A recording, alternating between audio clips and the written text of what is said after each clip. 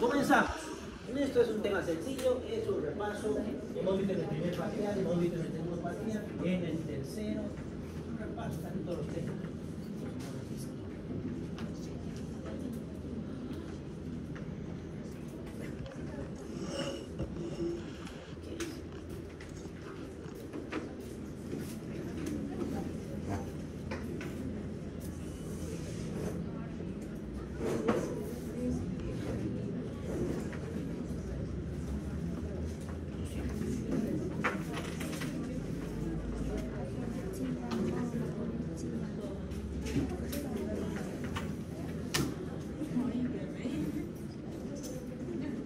Introducción. El paciente con enfermedad renal puede consultar por síntomas atribuibles al aparato urinario, como dolor, lumbar, disuria hematuria, manifestaciones generales, como hipertensión o edemas, o descubrimiento incidental en algunos laboratorios. Alteración de la función renal o un análisis de la sangre en orina que esté alterado. Síndromes atribuibles al aparato urinario. Dolor lumbar. Dolor lumbar. ¿Será de causa neurológica? ¿Qué situación puede provocar dolor? Cólico, ¿qué más? Más común que cólico.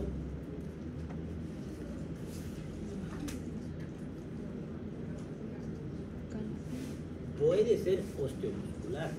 En tal caso el problema ya no es urológico, es para que vea traumatología, no urología, ni urología.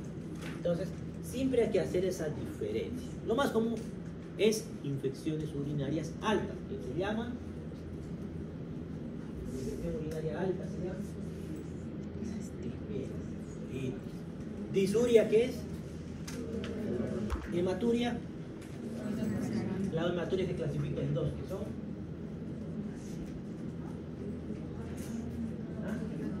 macroscópica y microscópica. Manifestaciones generales. A veces les encuentran a los pacientes hipertensión arterial y edemas y los mandan a nefrología. ¿Por qué? ¿Qué tiene que ver la hipertensión con el? Entonces piensan que hay una alteración del sistema renina-angiotensina-aldosterona. Cuando el riñón está dañado de forma irreversible, ¿qué pasa con ese sistema? Ese riñón ya no funciona. El paciente dializa. ¿Qué pasa con el sistema renina-angiotensina-aldosterona? Tiene hiperreninemia. Está elevada de forma constante la renina, lo cual produce ¿qué? Entonces, estamos diciendo que todos los pacientes de la renal crónica son hipertensos automáticamente. Y edemas. ¿Y el edema por qué se puede producir en un paciente renal? Porque no filtra la sangre, acumula. Dos problemas. Uno Acumula es la veneno. retención de hidrosalina, que es causa de la aldosterona. Y el otro problema es ya, entonces la pérdida de proteínas. ¿Qué más? El otro. Si no orino, ¿qué le va a pasar a ese líquido? En el pulmón se va a acumular. Aumentar mi presión hidrostática y por tanto voy a tener. Y casualmente he encontrado un examen de orina con alguna alteración. Función renal, ¿cuál sería? Alteración de la función renal, ¿a qué se refiere? ¿Qué han encontrado en el laboratorio? Eso.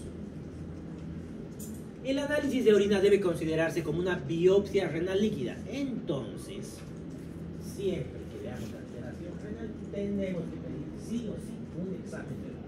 Y si lo pedimos, ¿qué significa? Que tienen que saber leer a la perfección ese examen de orina. Así como el hemograma se supone que saben leer a la perfección, desde hoy día van a aprender a leer a la perfección el examen de orina. Todos mis estudiantes de práctica ya tienen tarea, ¿no? Si no les he dicho, pues se los estoy diciendo ahora. Tienen que leer interpretación del examen de orina. ¿Qué tengo que leer en el examen de orina? Los nitritos que hay. ¿Qué cosa significa, cuántos son sus rangos normales, etc. Enfoque proactivo en nefrología. Voy a tener dos situaciones. Puedo ver al paciente en consulta ambulatoria o puedo ver al paciente hospitalizado. Lo que ustedes están haciendo ahora es hospitalizados, la mayoría de las veces. Tal vez algún grupo esté en consulta externa, pero creo que la mayoría están viendo pacientes internados, ya sea en emergencias, en medicina interna, en cirugía, no sé qué áreas están exactamente. Entonces ahí quieren quitar el análisis de orina y aplicar medidas de nefroprotección. ¿Qué son medidas de nefroprotección? Cosas que eviten que empeore ese riñón, como disminuir la dieta, la sal en la dieta para bajar la presión arterial. ¿Qué más? El consumo de líquidos, se verá si necesita más de los líquidos, eliminar algunos medicamentos que pueden dañar el riñón. ¿Quiénes pueden dañar el riñón, por ejemplo? Los AINES, antibióticos. ¿Qué familia de antibióticos son neurotóxicos?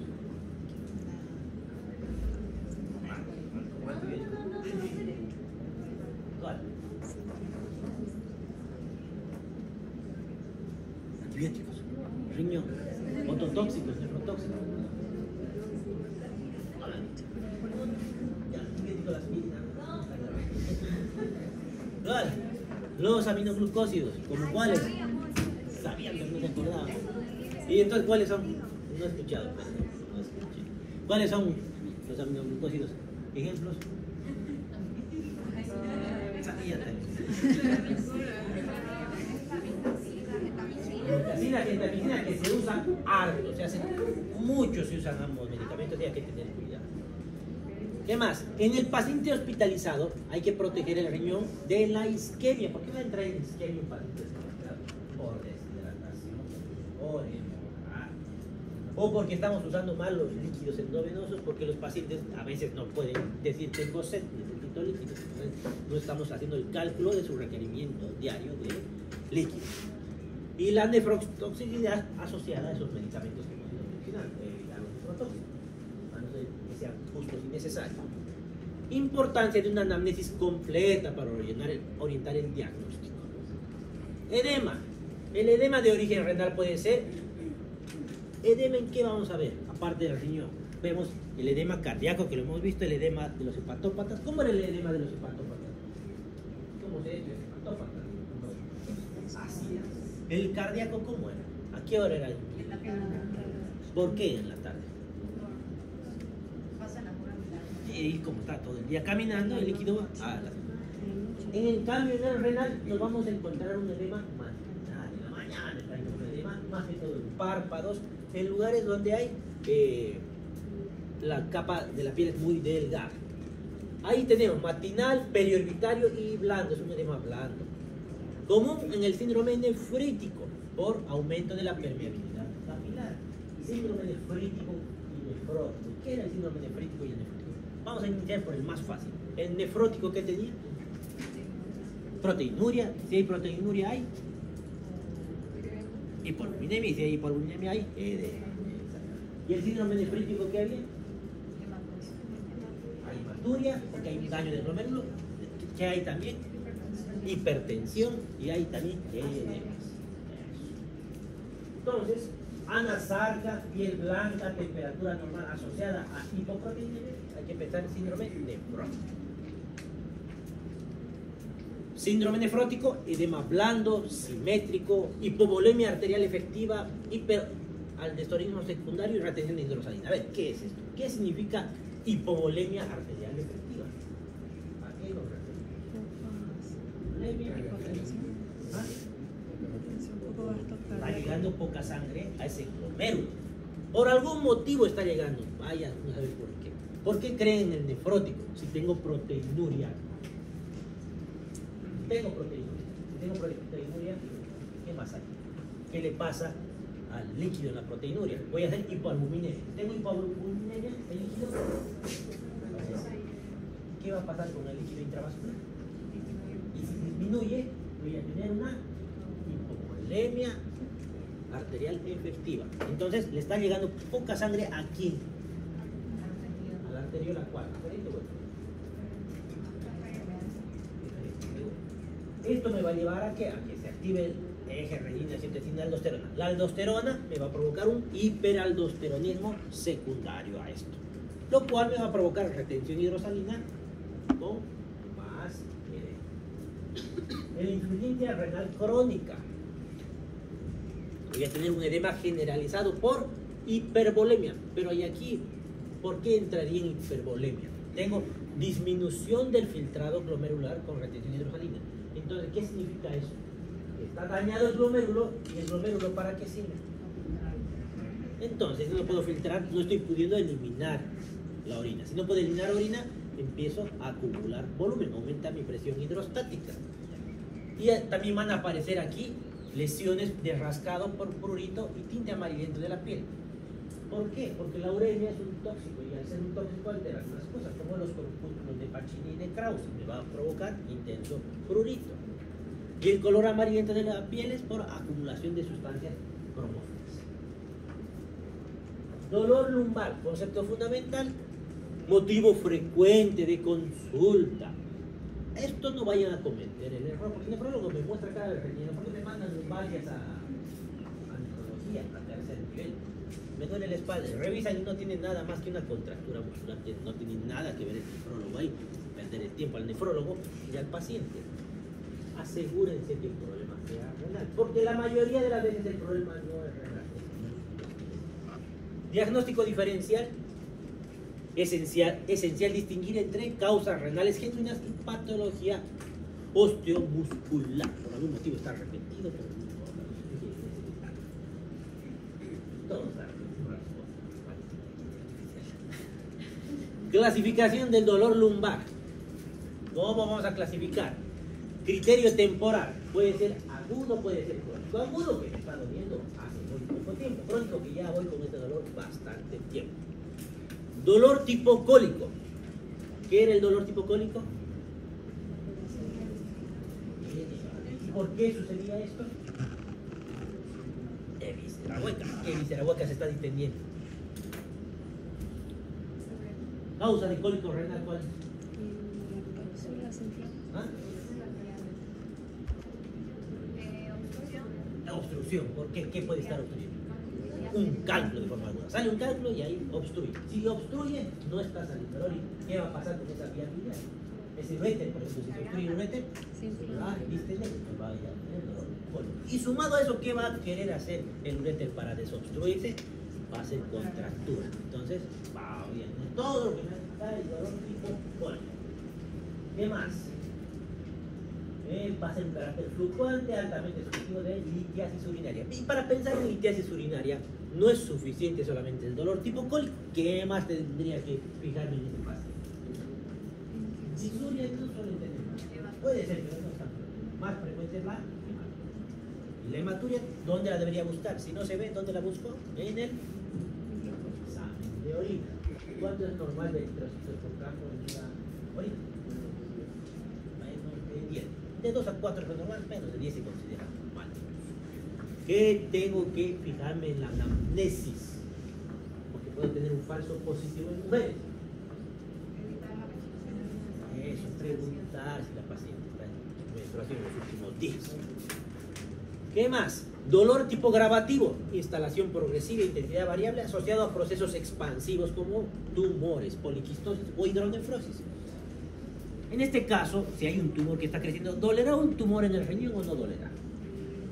No duele. ¿Hasta qué? ¿Sucede qué sucede? Hasta que empieza a distenderse, ¿qué? Porque el riñón no duele. La cápsula renal se empieza a distender y ahí recién comienza a doler. Y ya ha pasado un buen tiempo para eso. Poliquistosis renal es una enfermedad hereditaria donde se van formando quistes que van reemplazando al tejido renal normal. ¿Qué es un quiste?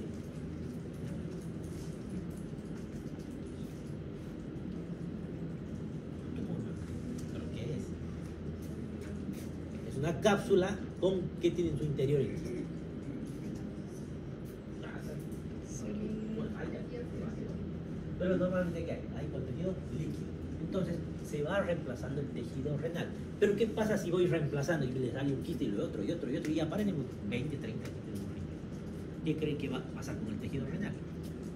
Se se va a destruir, se va a desplazar. Y si no tengo tejido renal, ¿qué me va a pasar? ¿Qué hay en el tejido renal?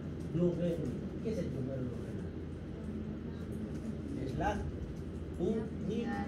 Eso. Si no tengo glomérulos, no va a funcionar el riñón. Entonces, estos pacientes casi siempre terminan en diálisis. O hidronefrosis. ¿Qué será hidronefrosis? Hidro, ¿qué es? Nefrosis. Ya, eso es una rara. Cuando el riñón está lleno de agua, ¿de qué agua estamos hablando? De hinchado de agua, de orina. ¿Por qué se puede llenar de orina? Porque estamos exactamente en caso de obstrucción, no más común, cálculos renales.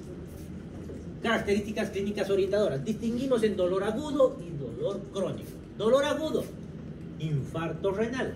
¿Qué sería el infarto renal? Que no le llega sangre. ¿Por qué puede pasar esto? Enfermedad vascular periférica, aneurismas de aorta, endocarditis bacteriana. Y la endocarditis, ¿qué tiene que ver con un infarto? Claro, es una de las complicaciones de endocarditis bacteriana. De la endocarditis bacteriana. Estenosis de la válvula, pero ¿y eso qué tiene que ver con el riñón? Puede ser, pero no. Infarto renal. ¿Pero por qué? ¿Qué hace esta endocarditis infecciosa? ¿Qué está sucediendo en esa válvula? ¿Qué está creciendo en esa válvula? ¿Ah? Pero ¿y qué ha crecido en la válvula? Hay unas vegetaciones y empiezan a liberarse de pedacitos, que son los émbolos sépticos. Estos émbolos sépticos pueden obstruir mis arterias renales, provocar un infarto.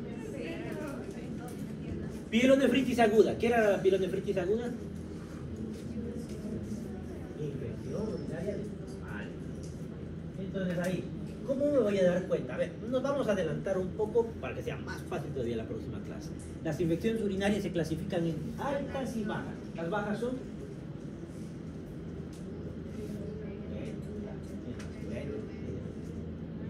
y la alta, la pielonefritis como tal.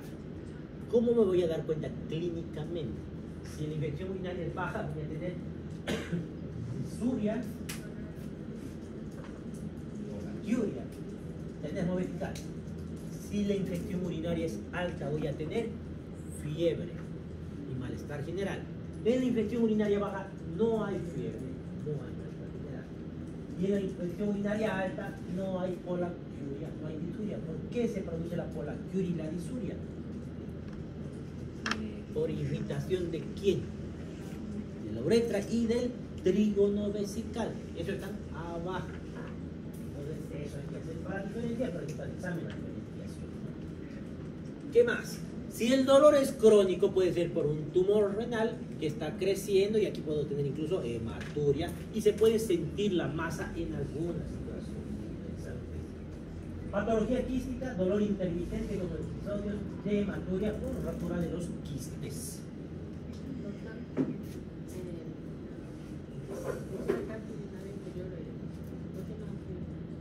Porque no trae alteración sistémica, es más localizada, no llega a generalización. Ahora, lo que dice la literatura hay que interpretar, porque ¿por dónde llegan las infecciones urinarias? ¿Por qué puedo tener pielonefritis? Para que yo tenga una pielonefritis, tengo que tener algún lugar de donde haya llegado la bacteria, como un cuello. ¿Pero por dónde ha llegado la bacteria? Porque no han comido, no creo que llegue algo.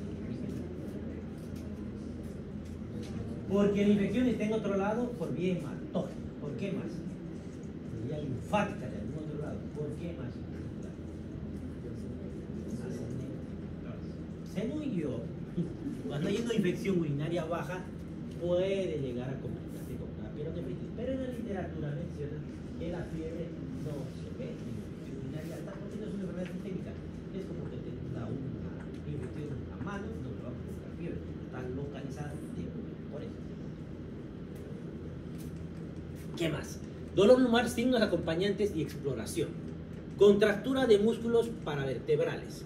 Y a eso le llamamos posición o actitud antálgica. ¿Qué significa actitud antálgica o antiálgica, que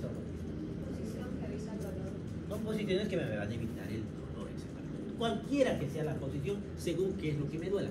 En este caso, ¿dónde está el riñón? Es una cosa renal. Y alrededor, ¿qué tenemos? Tenemos el psoas, la región lumbar, y suelen hacer contractura para compensar ese dolor. Y el paciente hace una escoliosis. ¿Qué era escoliosis? Hacia los lados, eso. Y aquí veo compromiso del psoas. Puede irritarse el psoas. Al irritarse el psoas, va a haber una retracción del muslo que va a provocar abducción y rotación externa, sino del psoas. En realidad, ¿cómo se hace esta maniobra? En el examen físico le pido al paciente que levante la pierna y le empujo el muslo. Empujo el muslo para que baje de golpe. Empujo de golpe sin avisar. Y eso va a provocar que el psoas se irrite y va a hacer una abducción y rotación inmediata. Este es el síndrome del psoas. ¿Qué más? Dolor que aumenta estando de pie y disminuye en el decúbito nos hace sospechar en tosis renal. ¿Qué será tosis renal? ¿Tosis qué es? ¿Se acuerdan cuando me dijo tosis? Ayer. Tosis renal. ¿Por qué se caería el riñón? ¿Cómo está sujeto el riñón? ¿Qué más? También. Y por la grasa perirenal. Si hay cambios de pesos súbitos, si bajan mucho de golpe, pierden esa grasa perirenal y el riñón se cae. Y duele también. Tampoco esperen que se caiga la pena, pero no se olviden que va a ser dolor. O cuando hay un tumor grande también.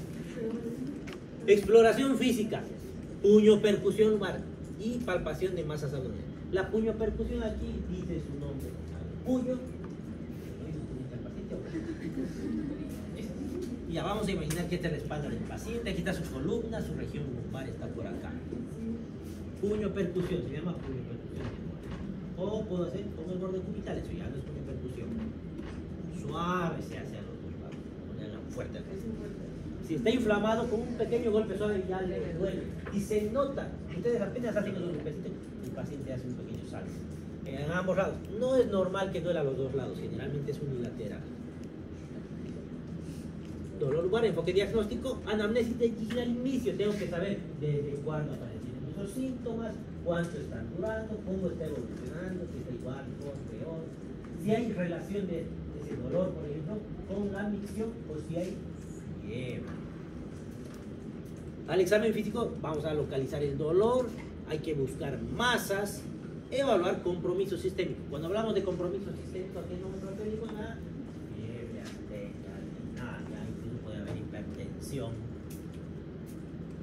Estudios complementarios que le van a pedir a ese paciente: examen de orina y sedimento urinario, ecografía renal y vesicoprostática, que va a ser de primera elección. Puedo pedir también una tomografía o resonancia magnética en caso de que no sepa qué está sucediendo o vea alguna más. Y permite diferenciar la lumbalgia mecánica de la patología renal o urológica. De estos, por ejemplo, si yo tengo un cálculo renal, ¿cuál prefiere solicitar? ¿Ecografía o tomografía? En tomografía se ve mucho mejor, pero en la ecografía nos va a dar muchos más datos. Me acuerdo hace unos 3 años más o menos tomé un examen de medicina interna y me hicieron drama de una pregunta. Una persona especial. La pregunta era bien sencilla. Paciente de sexo femenino en sus 3 meses de embarazo, creo, viene por la clínica de cólico. ¿Qué estudio es el principal? ¿Cuál pediría primero? Inciso A, radiografía lumbar. Inciso B, ecografía. Inciso C, tomografía. Inciso D, ninguno de los anteriores. Algo así era la pregunta. Y le pusieron, ¿qué le ponían ustedes? Ecografía. Le pusieron tomografía y discutían qué era lo mejor, que se podía ver mejor. Se podrá ver mejor, pero ¿qué decía en la pregunta? Sexo femenino en su embarazo. ¿Se puede hacer tomografía? Bueno, de poder se puede, ¿no? Pero no deberíamos algo que sea demasiado necesario. Y en la ecografía se ve perfectamente los brazos. Puedo hacer mejores diagnósticos. porque puedo mover al paciente. Cólico renoureteral. Características clínicas del cólico renoureteral: dolor lumbar de inicio súbito, cae el cálculo y ahí no. Intensidad fluctuante del dolor cólico. ¿Hacia dónde irradia ese dolor? Es importante. Hacia el flanco, hacia la fosa ilíaca, hacia los genitales, incluso a la cara interna del muslo. ¿Qué síntomas acompañantes hay del cólico? Sudoración, náuseas, vómitos y alteraciones gastrointestinales. ¿Por qué era? Se acuerdan, por la inervación simpática. Angustia, inquietud, por lo mismo marcada por la intensidad del dolor. Fisiopatología y causas: dolor originado por dilatación aguda de la vía biliar. ¿Por qué? Por la obstrucción. Como está obstruido, empieza a llenarse. Aumento brusco de la presión intraluminal por impactación del cálculo. Estimulación de prostaglandinas que me van a incrementar el dolor. Las prostaglandinas, por si acaso, no producen dolor, porque ¿qué cosa usan para disminuir las prostaglandinas? Por ejemplo, inhiben las ciclooxigenadas A2, que es la manera de disminuir las prostaglandinas. Las prostaglandinas en realidad lo que hacen es aumentar la sensibilidad del dolor. Es más que la sensibilidad, no es el dolor como tal. Causa más frecuente: litiasis urinaria. Otras causas: coágulos por tumores o trastornos de la coagulación, o necrosis papilar también pueden provocar obstrucción. Aquí donde está el cálculo. Ahí es donde. ¿Qué pedir renal? ¿Izquierda o derecha? Izquierda. ¿De qué está hecho este cálculo? De estrubitas de calcio. ¿Por qué? Tiene la misma densidad que el hueso. He buscado tomografías para mostrarles algo mejor, pero no he encontrado. No sé por qué no hay tantas aquí. Porque quería mostrarles una hidronefrosis, pero no había. Examen físico y hallazgos: contractura refleja de los músculos paravertebrales, dolor intenso espontáneo y dolor a la puño-percusión en el lado del oído. Dolor a la presión en los puntos ureterales. ¿Qué puntos ureterales hay? Medio e inferior. Hematuria macroscópica o microscópica en el examen de orina. ¿Con qué voy a hacer diagnóstico diferencial? ¿Qué puede ser si no son cálculos? Pues puede ser apendicitis, aniseitis, dolor abdominal inespecífico. Considerar siempre otras causas abdominales y pélvicas. Son diferenciales, pero el cuadro es bastante típico, es difícil equivocarse. Y hay una inflamación de las trompas de falopio.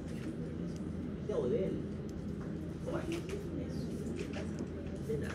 Trastornos de la micción. Los trastornos de la micción son síntomas relacionados con la eliminación de orina, derivados de los mecanismos inflamatorios u obstrucción de la vía urinaria baja. Principales manifestaciones clínicas son la disuria, que era dolor al orinar. Polaquiuria era orinar no mucho, orinar muchas veces. ¿Con aumento del volumen? No, solamente orinar muchas veces. ¿Tener vesical, que era? Como que no ha terminado de orinar, cree que no ha terminado de orinar y no orina nada, eso. Y retención urinaria básicamente es que no está orinando.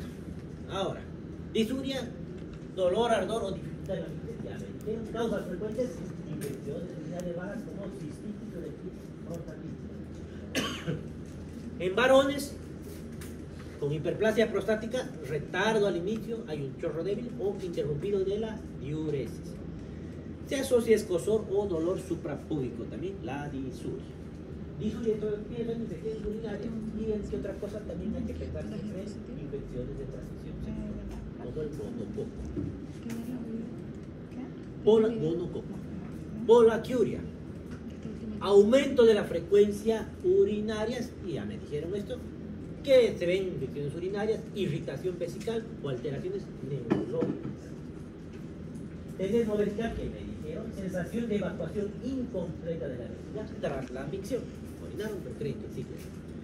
Puede deberse a inflamación, obstrucción o alteraciones funcionales de la vejiga. Retención urinaria: imposibilidad de evacuar total o parcialmente la vejiga. Puede ser aguda, que pasa a ser de emergencias o puede ser crónica. Causas frecuentes de retención urinaria: obstrucción por hiperplasia prostática benigna. Y si me encuentro con eso, ¿qué solución le doy? Tengo mi próstata, creció, y de repente quiero orinar y no puedo. ¿Qué me va a pasar? ¿Qué busco al examen físico? Porque quiero asegurarme que eso está pasando. Le duele al paciente, ¿qué busco? Bueno, sí, también. ¿Y en el abdomen qué me voy a encontrar? Inflamación. ¿Qué voy a encontrar? El famoso, ¿qué hemos dicho que se llama? El globo vesical. ¿Y qué solución le voy a dar? Porque eso le va a doler. Y no le voy a dejar con globo. Le puede pasar algo muy malo, ¿como qué?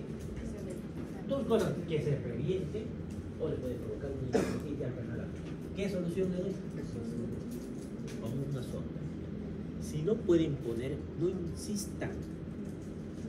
Porque si insisten, porque no pueden entrar, ¿qué creen que va a pasar?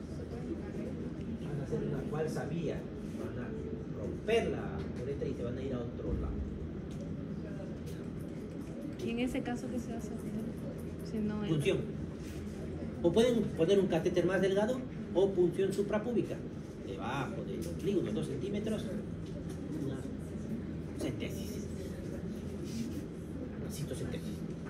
¿Qué más? Estenosis uretral, secundaria infecciones urinarias, repetición, lesiones neurológicas. También los pacientes con TEC, por ejemplo, suelen hacer globo vesical. No tienen ninguna obstrucción, pero no tienen ningún estímulo para orinar, no se abre el defusor. Entonces ahí mantienen. Lo mismo se hace, hay que poner sol. Consecuencias: distensión vesical. ¿Por qué el riesgo de infecciones? ¿Qué tienen que ver las infecciones con el globo vesical?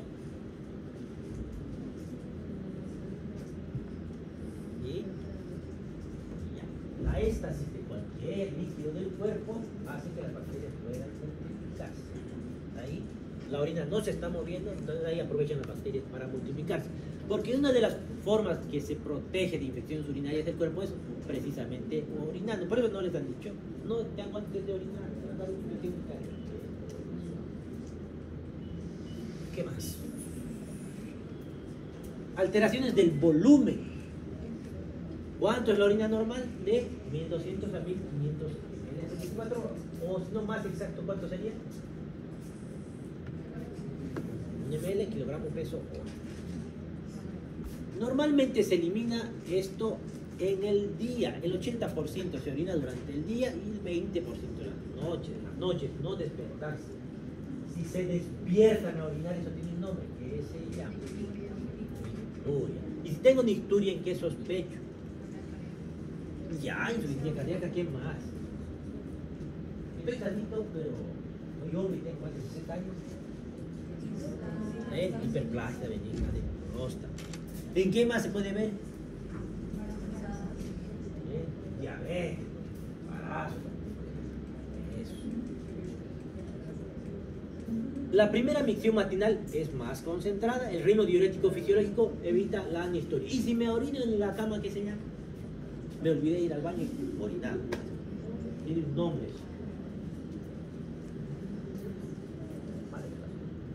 No me estaba durmiendo el pobre y se orinó. Que es común en niños. Eneuresis. Eneuresis. Eneuresis nocturna de eneuresis es orinar en la cama. Avisar. Poliuria, ¿qué significa? Orinar. Más de 3000 ml. Fisiológica va a ser, si toman mucho líquido, pues van a tener poliuria. ¿Qué se llama tomar demasiado líquido? Quiero tomar agua. Y ya, pero hay otro término, porque la poliuria es que tenga sed porque realmente se está deshidratando. Pero si no estoy deshidratado y tomo porque me gusta agua. Potomanía. Potomanía, está en su libro. Potomanía. Sí. ¿Qué más? Patológica, insuficiencia renal aguda poliúrica. Pero mire, insuficiencia renal aguda no es que el riñón dejó de funcionar. ¿Cómo puedo tener poliuria si no está funcionando mi riñón? Tienen sus fases. A ver, ¿cómo hago para orinar? ¿Quién es la unidad funcional, hemos dicho? Es el glomerular, la nefrona del glomerular. ¿Cómo funciona? Tiene que filtrar la orina y eliminar. Cuando ustedes nacen con una determinada cantidad de glomérulos. Con el tiempo esos glomérulos van muriendo. En este momento ustedes ya no tienen la misma cantidad de glomérulos que cuando nacieron. Y va a ir sucediendo con el tiempo. Ahora, el riñón puede funcionar con menos glomérulos, evidentemente, hasta que llegamos a un punto crítico. Vamos a poner un ejemplo. Tengo una panadería y en mi panadería tengo 10 panaderos y tengo que sacar 1000 panes por día. ¿Qué pasa si con la crisis en Bolivia decido despedir a 7? Me voy a quedar con 3 panaderos, pero tengo que seguir haciendo mis 1000 panes por día. ¿Qué creen que va a suceder? Entonces los panaderos, los 3 que quedan van a trabajar mucho más. Lo mismo le va a pasar a los glomérulos.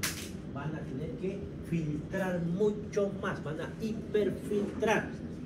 En determinado momento eso se va a alterar y van a comenzar a orinar más los pacientes, más de lo que orinaban. Se llama fase poliúrica. No significa que estén mejor, significa que están peores. Entonces, por eso podemos encontrar la insuficiencia renal crónica. Y al final, ¿qué va a pasar después de tanto esforzarse? Van a morir también y voy a quedar en una fase anónima. Diuresis posobstructiva. ¿Qué significa? Si hay una obstrucción por un cálculo y se logra desobstruir, todo lo que no había orinado puede comenzar a orinar de golpe. Voy a entrar también ahí. La diabetes insípida también está metida ahí. La diabetes insípida, ¿por qué produce poliuria? La glucosa elevada, muy bien, la glucosa elevada hace que orine más. ¿Cómo se clasifica la diabetes? 4, ¿eh? ¿Cómo era? Diabetes tipo 1, diabetes tipo 2. Y cuidado con lo que me vaya a responder. ¿Cómo era? Diabetes tipo 1, tipo 2, gestacional y sabía que me iban a responder esa barbaridad. Otros no incluyen, no existe la diabetes insípida ahí. No es. No, ¿por qué se llama insípida? ¿Ah? Cuando su té está insípido, ¿qué significa? Ah, pues lo han probado. A ver, en la diabetes hay poliuria porque la glucosa sobrepasa el umbral renal. Ahí ya estamos bien. Pero en la diabetes insípida el problema ¿dónde está? No tiene nada que ver la glucosa, no tiene azúcar esa glucosa. Entonces, ¿por qué orina en la diabetes insípida? Es una alteración de... Ajá, ¿de quién exactamente? De la ADH. No tiene nada que ver. Se llama diabetes insípida porque evidentemente se le parece un poquito a la diabetes, la poliuria, polidipsia, pero no es la glucosa. Ojo. Hay 2 tipos. La diabetes insípida puede ser clínica, el problema está en el riñón, que tiene que ver con la ADH, o el problema es neurológico, que va a lo mismo con la ADH. Patología extrarrenal, diabetes mellitus, como me dijeron, infusión de manitol o cloruro de sodio. Ahí está mal, cloruro de sodio al 3%, no van a pensar que las opciones fisiológicas es lo mismo. El manitol y el cloruro de sodio al 3%, no al 0,9, al 0%, 9 es fisiológico, es normal. Estas 2 soluciones tienen una característica en común. ¿Cómo se clasifican las soluciones cristaloides? 3. Las isotónicas. Hipertónicas. ¿Por qué se llaman isotónicas? Eso porque están ¿Por qué? No. ¿Ah? Hay un, ¿cómo se llama? Porque se parece su osmolaridad a quién. A la normal. ¿A quién? A la normal. Fisiológica. Le estoy poniendo, ¿a dónde se ponen las soluciones? A la vena le pongo. Entonces, se parece al lugar donde estoy poniendo. ¿Cuánto es la osmolaridad? 300. Ah, entonces se debe parecer a eso. Si se le parece se llama isotónico. Si no se le parece se llama hipertónico, hipotónico. Hipertónico, ¿qué sería? Mayor. Más, osmolaridad de 400, 500. Hipotónico, Poco. no son osmolaridades. ¿Qué pasa si le pongo una solución hipotónica? Por ejemplo, cloruro de sodio al 0.45 es una hipotónica. O glucosalina es un hipotónico. ¿Qué pasa si pongo un hipotónico en la sangre? ¿Qué va a suceder? ¿Qué le va a pasar a la osmolaridad plasmática? Vale, disminuye. Y si disminuye, ¿qué va a pasar? ¿Para qué sirve la osmolaridad plasmática? Ya, y si disminuye, ¿qué va a pasar? Entonces, mire, y si le pongo una hipertónica como el cloruro de sodio al 3% o el mannitol, ¿qué va a suceder? Va a aumentar la osmolaridad plasmática. Y si aumenta la osmolaridad plasmática, ¿qué va a pasar? Voy a sacar líquido del intersticio que me va a servir para disminuir el edema, por ejemplo. Esto se usa, por ejemplo, en los traumatismos craneoencefálicos. Entonces, ese es el motivo de cómo se usan los cristales. Si yo le pongo una hipertónica, ¿qué va a pasar? Como mannitol o cloruro de sodio. Al alar de los tejidos líquidos, ¿qué va a hacer el paciente? Va a tener más volumen circulante. Entonces, ¿qué va a pasar el paciente para eliminar el volumen circulante? Lo va a orinar. Entonces, eso. ¿Qué más? Oliguria. ¿Qué es oliguria? Menos de, su libro dice menos de 500. Pero algunos textos dicen menos de 400. No es grande. No le voy a preguntar en el examen. ¿Cuánto es oliguria? Inciso A, 400. Inciso B, 500. Inciso B, 399. No. ¿Cuándo puede haber esa oliguria? En hipovolemia, en estados de choque, insuficiencia renal aguda o por obstrucciones. Anuria, que es menos de... El término anuria significa sin orina, pero no es cierto. Menos de 100 se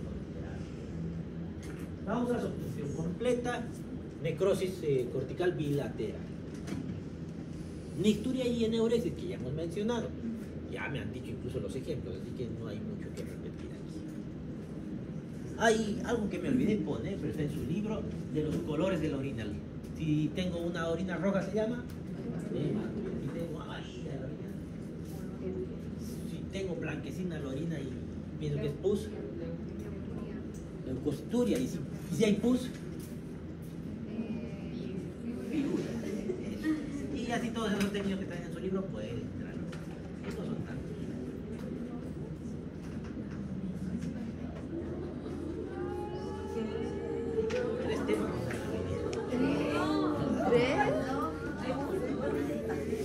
Antecedentes nefrológicos. Son 3 tristes diapositivas o algo parecido. Mujeres jóvenes, ¿en qué voy a pensar? Más común serán las infecciones de vías urinarias. En varones adultos mayores voy a pensar más en problemas prostáticos. Exposición laboral por su trabajo, está en contacto con químicos como el plomo, tetracloruro de carbono, mercurio, arsénico, fósforo. Son sustancias nefrotóxicas que pueden provocar insuficiencia renal a la larga. Asociadas a insuficiencia renal aguda o crónica, depende de cuánto tiempo han expuesto y a cuánto. Infecciones estreptocócicas previas como escarlatina, faringitis a repetición, paquete de estreptococo, riesgo de glomerulonefritis postinfecciosa, igual a síndrome de Fritz. Crisis, ¿qué es la gota? ¿Sí? ¿Gota? No las gotas del techo, la enfermedad de gota. Que se caracteriza por una artritis monoarticular, de una sola articulación. ¿Cuál generalmente? El alto. Ahora, cuando hay gota, aparte de dolor articular, ¿qué más hay? Las masas aparecen ahí. ¿Qué se llaman las masas? Los tofos gotosos. ¿Y por qué se produce la gota? Ácido úrico. Ese ácido úrico y los cristales pueden producir también cálculos renales y por tanto hay que sospechar en ellos litiasis renal. Hipercalcemia asociada a sarcoidosis, metástasis óseas, linfoma, asociadas a nefrocalcinosis o litiasis renal. Si tengo hipercalcemia, tengo 8 calcio en la sangre, es más probable que haga cáncer renal. Frecuentes causas de daño renal. Ahora, ¿qué puede llevarme a una enfermedad renal crónica? Lo más frecuente es la diabetes tipo 2, nefropatía diabética. ¿Qué otra cosa más me puede llevar? La hipertensión arterial de larga data me puede... Tengo un problema con esto, pero si yo tengo enfermedad renal crónica, ¿cómo está mi presión alta? ¿Cómo está mi presión? Alta. Entonces es lógico. Pero ¿y si tengo Hipertensión, voy a hacer enfermedad renal crónica. Sí. No siempre, pero es muy probable. Entonces, si yo encuentro al paciente que no sabía que tenía nada y lo encuentro con enfermedad renal crónica e hipertensión, ¿qué voy a creer? ¿Quién le ha provocado esa enfermedad? ¿Primero ha sido la hipertensión o primero ha sido la enfermedad? Hipertensión. Lo que hace la mayoría debe ser por hipertensión. Y se intenta, no es tan fácil, hay que hacer biopsia. ¿Y por qué es importante darle un diagnóstico? Porque hay que hacer un tratamiento, porque por ahí el problema no solamente afecta al riñón, pero ahí afecta a otras cosas más. ¿Qué más? Otras causas: endocarditis, vasculitis, colagenopatías como el lupus, mieloma múltiple, amiloidosis, cirrosis hepática. Isquemia y nefrotoxicidad, isquemia renal por hemorragias y deshidratación. Puede haber insuficiencia renal aguda prerrenal. Exposición a nefrotóxicos como contrastes iodados, antibióticos, ya dijimos cuál, otros fármacos como corticoides o pueden ser los aires, que pueden estar asociados a insuficiencia renal aguda. Enfermedades hereditarias, poliquistosis renal, riñón en herradura, ¿qué será? ¿Qué es una herradura? Una caballita, ¿no? ¿Qué será el riñón en herradura? Que se han fusionado en el polo y los dos riñones parecen uno solo. Monorreno, ¿qué será? Monorreno. Como un solo riñón. Síndrome de Alport, acidosis tubular y síndrome de Fanconi. El síndrome de Alport es una nefropatía hereditaria acompañada de sordera neurosensorial y acompañada también de aparición de manchas en la visión.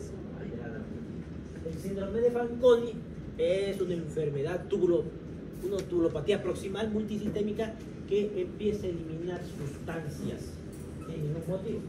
Por ejemplo, puedo tener glucosuria por más de que no tenga elevada la glucosa, empieza a perder glucosa, hay fosfaturia, aminoáciduria, entonces elimino sustancias. Es igual genético. ¿Ve? Que eran 3 diapositivas. Está. ¿De dónde creen que sacaron? Es conocimiento empírico. ¿Así? Si no te quería Doctor, ¿solo decía?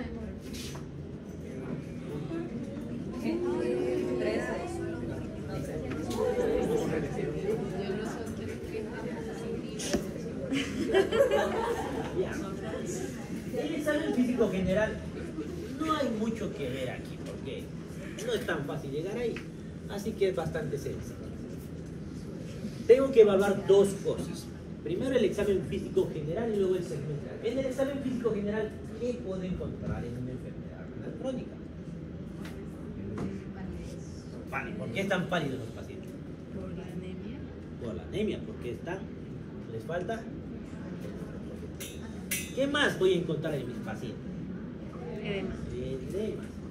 A nivel local, ¿qué tengo que ver? Hago mi puño perfusión y puedo palpar a través de la maniobra de Guyon. No hay mucho más que evaluar en esto. Se emplean maniobras, la inspección, palpación, perfusión, auscultación. El objetivo es identificar signos locales o sistémicos de enfermedad renal crónica. Examen físico general: edema periorbitario, un facial leve con el síndrome nefrítico, edema en miembros inferiores, pálido con fobia, característico del síndrome nefrótico. Ana Sarca, ¿qué era? Y eso me hace sospechar de una enfermedad renal crónica. Desnutrición, deterioro del... ¿Por qué estarán desnutridos estos pacientes? Renal crónico. De proteínas. Y tienen otros problemas más. Si tengo un síndrome urémico, cuando no puedo eliminar la urea, se llama síndrome urémico. El síndrome urémico, la urea es un tóxico. Náuseas, vómitos, no llegan a comer bien. ¿Qué más? ¿Por qué están pálidos? Ya me dijeron ustedes, porque están con déficit de eritropoyetina, entonces tienen anemia. Tienen una coloración medio amarillenta por acumulación de cromógenos que deberían eliminarse por la orina, pero no pueden eliminarse. Hay petequias, equimosis, filtenas, lesiones de rascado, porque la urea empieza a alterar los cromógenos del trabajo. Disfunción plaquetaria y una trombocitopenia urémica que me puede llevar a petequias y a equimosis. La hipertensión arterial puede ser causa de enfermedad renal crónica o consecuencia. ¿Qué hemos dicho? ¿Cuál será primero? Todos los pacientes renales tienen hipertensión, pero no todos los hipertensos llegan a tener enfermedad renal crónica. Inspección de la región renal. Se hacen de cúbito dorsal de inicio. Tiene que estar echado el paciente. Hallazgos posibles: abultamientos abdominales, si hay hidronefrosis, en alguna situación puede palparse el riñón ahí en el abdomen, o si hay poliquistosis o tumores. Tumoración en hipogastrio con disuria, que van a sospechar. Y con una masa de hipogastrio que sospechar. Y eso le llamamos globos. Signos inflamatorios en región lumbar: edema, eritema, aumento de temperatura de color y dolor. Puede haber en pielonefritis, en abscesos perirenales. Sugieren patologías como perinefritis, lo que no es mencionado. Palpación superficial: puede encontrar la tensión abdominal aumentada por ascitis o retención vesical o tumores. Luego la técnica de Guyon para inspeccionar para palpar. Tomo una mano en la región posterior, aquí vamos a explicarlo. Pacientes de cúbito dorsal, mano posterior en ángulo costomuscular como sostén. Ahí. Mano anterior, palpa desde la fosa ilíaca hacia arriba, y ahí voy buscando el riñón y voy haciendo peloteo. Empujo con la mano de abajo para sentir el peloteo del riñón. ¿Qué es lo que se puede palpar? Solo se puede palpar el polo inferior de ambos. Y le pido al paciente que inspire y que expire, porque debería moverse ese riñón con la inspiración y expiración. En personas delgadas se puede palpar el tercio inferior del riñón derecho y el polo inferior del izquierdo. Consistencia: si logro palpar ese riñón, es elástico. Movilidad expiratoria: cuando da la inspiración y expiración se va a mover ese riñón. Y hay un peloteo positivo. Se realiza percusión renal, lo que dijimos. Se realiza en la región lumbar la puñopercusión o con el borde cubital. Si es positivo, ¿en qué van a sospechar? O cálculos renales. Van a auscultar el abdomen buscando algo en el riñón. Soplo pensando en estenosis. Y si tengo un soplo por estenosis renal, ¿qué voy a sospechar? ¿Se acuerdan la hipertensión? ¿Cómo se clasifica? 2. ¿Y la secundaria? Ejemplos de secundaria. ¿Cómo cuál? Como la estenosis renal. ¿Tendrá cura esta hipertensión? Se puede. Si la estenosis la libero, pues se curará el paciente. Por eso es importante. Si no puedo auscultar, pido un Doppler. Es la única hipertensión que es tan fácil de curar. Los otros son un poquito más complicados. Resumen: evaluación integral mediante la inspección, palpación, percusión, auscultación permite identificar manifestaciones clínicas de nefropatías y enfermedades sistémicas con compromiso renal, como la hipertensión arterial o el lupus. Fundamental hacerla antes de pedir examen de orina y ecografía, un buen examen físico general. Y eso es todo. Eran 2 tristes diapositivas.